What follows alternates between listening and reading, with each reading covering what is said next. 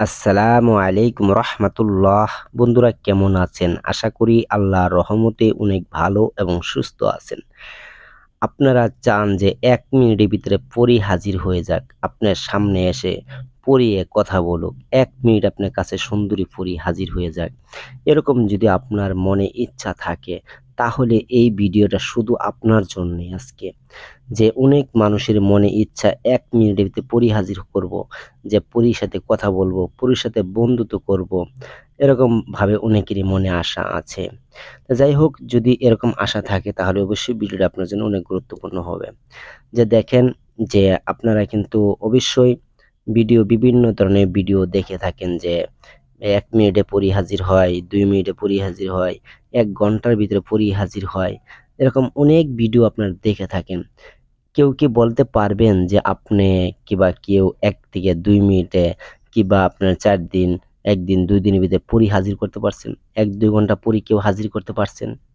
এটা কেউ বলতে পারবেন? যদি কেউ পারেন যে ১ থেকে ২ মিনিটে পরী হাজির করতে পারেন যদি, কিংবা ১ দিন সময় দিলাম, ৩ দিন সময় দিলাম, তাহলে কমেন্টে কমেন্ট করে যাবেন যে আমি ভাই পাইছি ১ ঘন্টা ২ ঘন্টা পরী হাজির করতে। যে এটি আসলে মানুষে আপনারা বোঝেন না বিধায় যে পরিসাধন জিনিসটা এত সহজ না, এটা বড় কঠিন একটা জিনিস। যে ১-২ মিনিটে কখনো পরী হাজির হয় না, এটা একটা ভুয়া কথা। পরিসাধন করতে গেলে সময়ের প্রয়োজন আছে, শ্রম দিতে হবে, এত সহজেই পরী পাওয়া যায় না। এটি আপনারা না বিশ্বাস করে আপনি আমল করে দেখেন যে ১ ঘন্টা পরী হাজির হয়? না, হবে না। ইনশাআল্লাহ হবে না। ১ ঘন্টা কখনো পরী হাজির হয় না।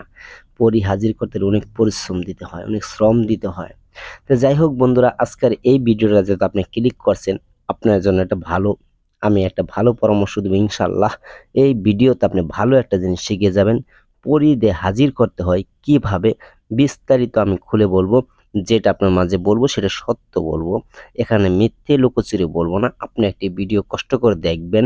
দেখার পরে কাজ হলো না, আপনার মনে কষ্ট লাগবে। আমি চাই না আপনি কষ্ট পান। তো যাই হোক বন্ধুরা, এমন একটি আমি গুরুত্বপূর্ণ একটি পরী হাজির করা আমল দেব আপনাদের আজকে। ইনশাআল্লাহ এই আমল দ্বারা আপনি উপকার পাবেন। তার আগে একটি কথা বলি, আপনি যদি আমার এই চ্যানেলে, নতুন চ্যানেলটা আমার, যদি আপনাদের ভালো লাগে লাইক করবেন, শেয়ার করবেন। সঠিক যেই ভিডিওর আমি সেটা আপনার মাঝে তুলে ধরবো ইনশাআল্লাহ। তো যাই হোক বন্ধুরা, এখন সরাসরি বলবো আপনি পরী কিভাবে হাজির করবেন, কিংবা জিন আপনি কিভাবে হাজির করবেন। যে অনেকের মনে আসা, অনেক ভিডিও দেখেছেন, অনেক আমল করেছেন, কিন্তু কখনো সফলতা হইতেছে না। তা আজকে আর এমন একটি ভিডিও দিব ইনশাআল্লাহ। আপনার যদি আল্লাহর প্রতি বিশ্বাস থাকে, ইনশাআল্লাহ আপনি পরী হাসিল করতে পারবেন। তো যাই হোক বন্ধুরা, এখন সরাসরি বলবো কথা না বাড়িয়ে। যে এরকম যে আপনি ইচ্ছা থাকে, অবশ্যই আপনি পরী হাসিল করতে পারবেন। আপনি কয়েকটা কাজ করতে হবে, এই গুণটি আপনার ভিতরে লাগবে যদি পরী হাসিল করতে চান। কি গুণটি লাগবে? যে আপনি ৫ ওয়াক্ত নামাজ পড়বেন, আল্লাহর প্রতি বিশ্বাস রাখবেন, ঠিক আছে? মিথ্যে কথা বলবেন না, সত্য কথা বলবেন। এইভাবে আপনি পরী হাসিল করতে হবে। এখন এইটি আপনি মানবেন, যেমন হারাম হালাল বাইচা খাবেন, মিথ্যে কথা বলবেন না, ৫ ওয়াক্ত নামাজ পড়বেন, ইনশাআল্লাহ আপনি পরী হাসিল করতে পারবেন। কিভাবে পরী হাসিল করবেন? বৃহস্পতিবার রাত ১২টা বাজে। আপনি তো ৫ ওয়াক্ত নামাজ পড়তেই হবে। বৃহস্পতিবার দিন রাত ১২টা বাজে আপনি একা এক রুমে বসবেন। একা এক রুমে বসবেন। কি নিয়ে বসবেন? আপনি অবশ্যই বসার আগে গোসল ধুয়ে তারপরে বসতে যাবেন। রুমটা পাক পবিত্র অবস্থা হতে হবে। সেই ঘরের মধ্যে আপনি শুধু একাই বসবেন। বসার পরে ওই ঘরের ভিতরে কিছু গোলাপ জল, আগরবাতি, আপনি গোলাপ জল ছিটাবেন, আগরবাতি ঘরে জ্বালাবেন, সুগন্ধি হবে। আর আপনার ভালো কাপড়-চোপড় পরিধান করবেন। যেই কাপড় সবচেয়ে ভালো, সাদা কাপড় হলে সবচেয়ে বেশি ভালো হয়। সাদা কাপড় হলে পরবেন ভালো। তো পরার পরে ভালো মানের আতর আপনার শরীরে দিবেন। দেওয়ার পরে বসে আপনি দরুদ ইব্রাহিম ২১ বার পাঠ করবেন। করার পরে সূরা ফাতিহা আপনি ৪১ বার তেলাওয়াত করবেন। যখন আপনার ৪১ বার পড়া হয়ে যাবে, তারপরে আবার দরুদ ইব্রাহিম ২১ বার পাঠ করবেন। পাঠ করার পরে ২ হাত তুলে আল্লাহর কাছে বলবেন, হে আল্লাহ, আমি যেই নিয়তে বসেছি আল্লাহ, আমার এই নিয়তটা আল্লাহ তুমি পূর্ণ করিয়া দাও। এরকমভাবে আল্লাহর কাছে দোয়া করবেন। তা আপনি বৃহস্পতিবার রাত থেকে শুরু করবেন এই আমলটা। তা আপনি রাত 12টার পরে বসেই আমলটা করবেন।